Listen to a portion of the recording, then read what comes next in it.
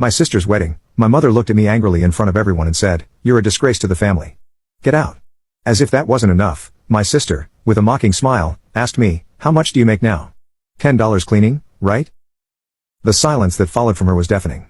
From that moment on, it felt as though I had disappeared in her eyes. Her focus shifted entirely to Paula, leaving me behind, and even my father's quiet support couldn't fill the growing emptiness. Determined to escape the suffocating environment at home, I made a difficult decision. After high school, I left without saying a word to my mother. I left only a note for my father, telling him that I was going to make my own way. I found work at a hotel where I could both live and earn a living. The hotel became my sanctuary, a place far removed from the expectations and judgments of my mother. In the hustle and bustle of the guests and staff, I found a sense of freedom and fulfillment that I had never known at home. But the job wasn't easy. The hotel manager, Brianna, was strict and demanding. Every mistake I made was met with sharp criticism. And as someone fresh out of high school, I made plenty of mistakes. "Jane, another error. How many times do I have to tell you?"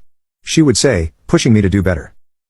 But unlike my mother's cutting remarks, Brianna's feedback wasn't meant to tear me down. It was constructive. And when I earned her praise, it gave me a sense of pride and motivation that I had never experienced before. One moment in particular stands out. The Los Angeles, the busiest time for the hotel, I had completed all my required training, and the pressure was at its peak. Everyone was rushing. Tensions were high, but I was determined to prove myself. This was my chance to show that I was capable, not just to Brianna, but to myself. In that moment, surrounded by the chaos of the hotel, I realized that I didn't need my mother's approval to find value in myself.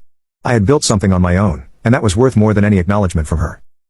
This journey had been long and painful, but it led me to a place where I could finally see myself clearly, not as a failure, but as someone strong and capable. That year, I was entrusted to work independently for the first time, and it was more challenging than I could have imagined.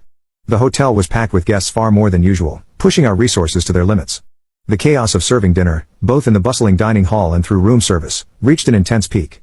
Although I was still new to the job, I threw myself into the work, knowing that my inexperience might make things harder for the team, but I was determined to do my best. Then on Los Angeles Day, just when things seemed manageable, a colleague fell ill. We were already short-staffed, so I knew I had to step up. I pushed myself beyond my normal hours, doing everything I could to keep things running smoothly. For a moment, it seemed like we had survived the worst of it, until disaster struck. A pipe in the kitchen burst right in the middle of the dinner rush.